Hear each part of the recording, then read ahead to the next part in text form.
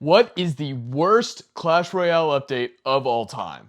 Let's find out. For all you boys out there that's been living under a rock, Clash Royale recently released one of the worst updates of all time. So this got me thinking about the good old days of what actually were the worst updates of all time. Almost every single update, we have this idea that it's the absolute worst one, and we get completely destroyed by recency bias. Recently, I've been actually looking back somewhat objectively into what the worst ones were. So what the worst update to me has to do with what is the most detrimental to the game. This can come from many things like destroying parts of the game that were great, or just being completely underwhelming. So when people come back to the game, they see, oh, this thing still f***ing sucks. So without further ado, let's get into the top 5 worst Clash Royale updates of all time.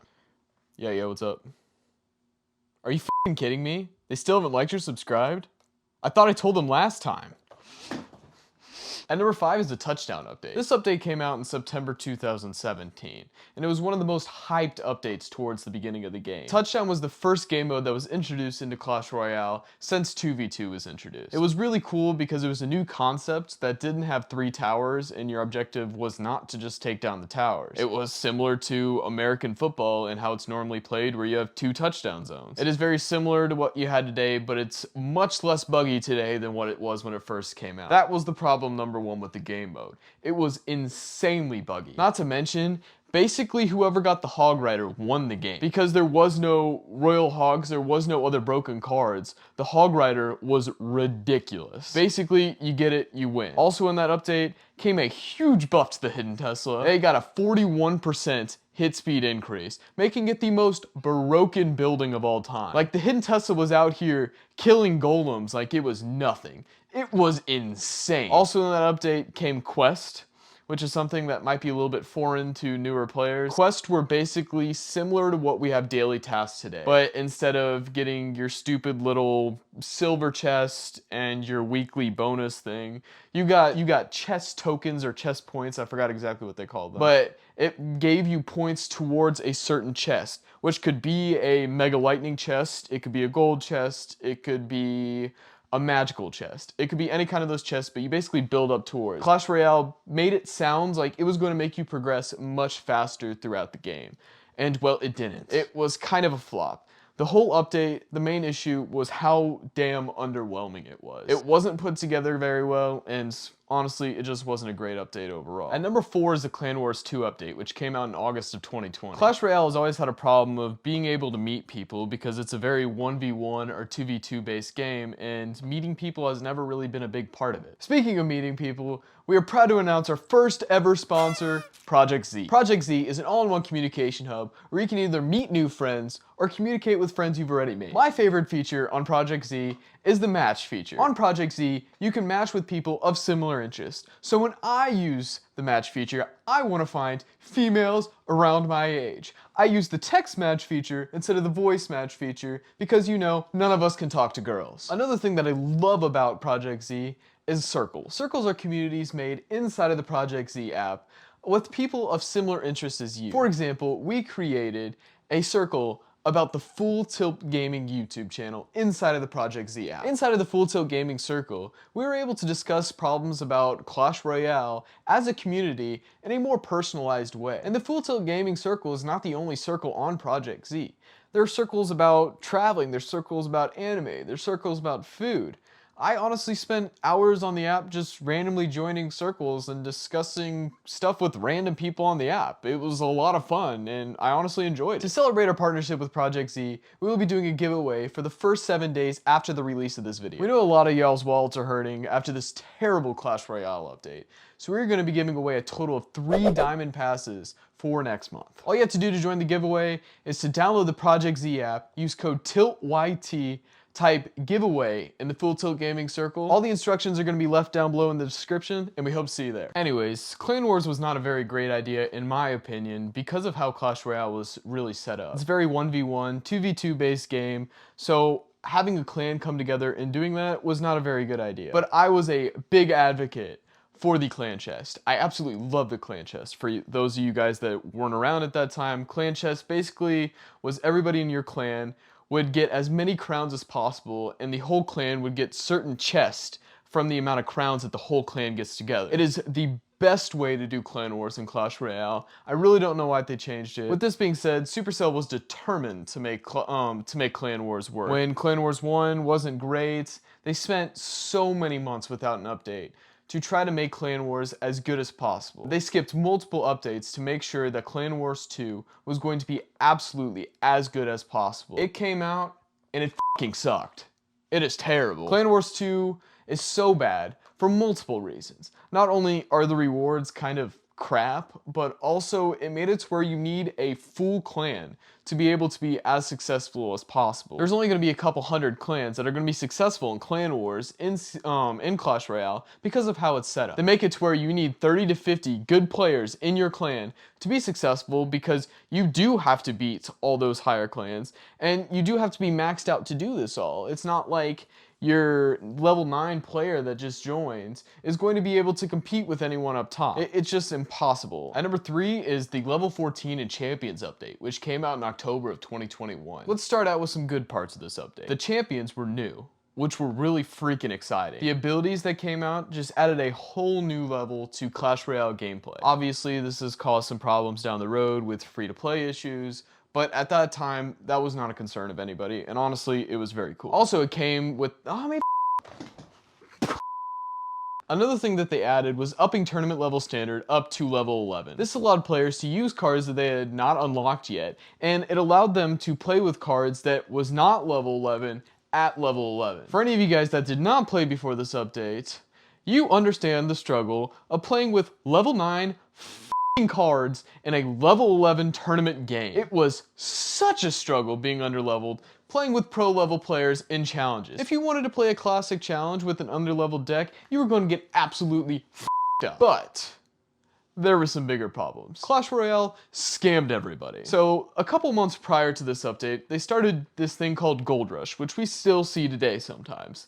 But they did it at the end of every season, similar to how they have Crown Rush now for everyone to finish their pass. This allowed players to stock up on golds and get prepared for this event that they had called Slash Royale. The infamous Slash Royale was basically an event that Supercell put on that made every single upgrade cost for every card 50% off during that time period. This sounded all great, and it made everyone spend all of their cards, spend all their gold to try to upgrade as many cards as fast as possible to get maxed out. The problem is, they were adding level 14 right around the corner and they refused to tell anyone beforehand. This was a scammy part because it made it to where nobody had gold and no one had cards left when the update dropped. This made it to where most people had to spend money to max out their cards and to max out their deck when the update dropped. Scummy as hell, Supercell. When people started doing the math and found out that the decrease in cards to upgrade your cards to level 13 and the decrease in gold for to get your cards to level 13 once level 14 was introduced, it actually made it cheaper after the update to upgrade your cards than when Slash Royale was going on. Kind of fucked up if you ask me, when they advertised this really cool once-in-a-lifetime event and it turns out to be an absolute scam. A lot of people think that no one trusts Supercell and that it's always been this way, but really no.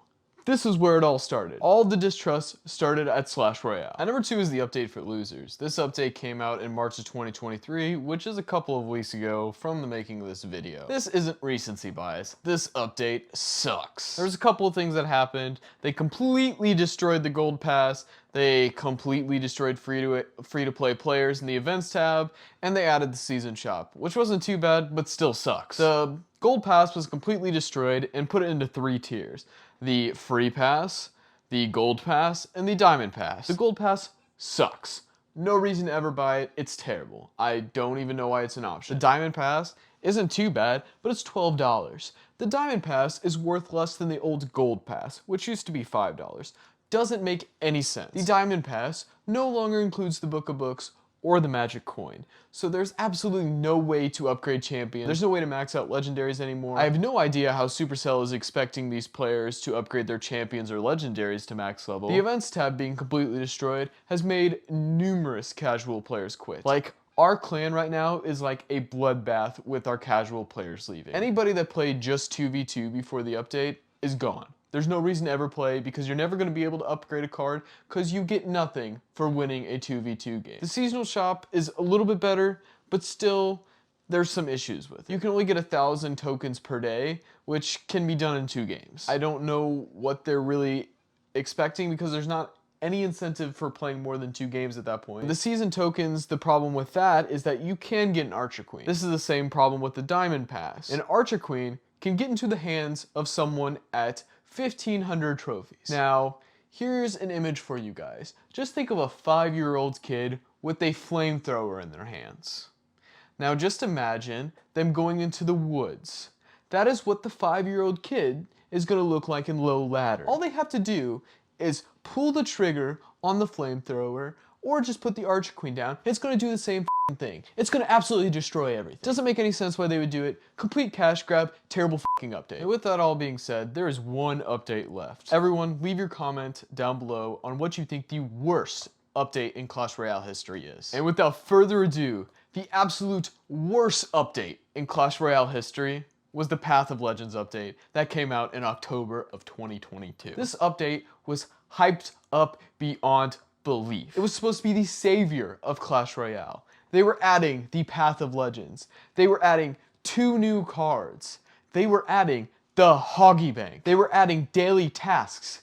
And on top of that, they were going to fix the over-leveled problem on ladder. It was going to be great. Everything was going to be absolutely awesome. But the real question is, what was the purpose of the Path of Legends? Looking back on it, I don't get it. I really don't understand it. They fixed the over-leveling problem by punishing the people that could beat the over-leveled players instead of punishing the over-leveled players. They made it to where you had to be a certain level to go up in arenas. So this leaves players that might be slightly underleveled,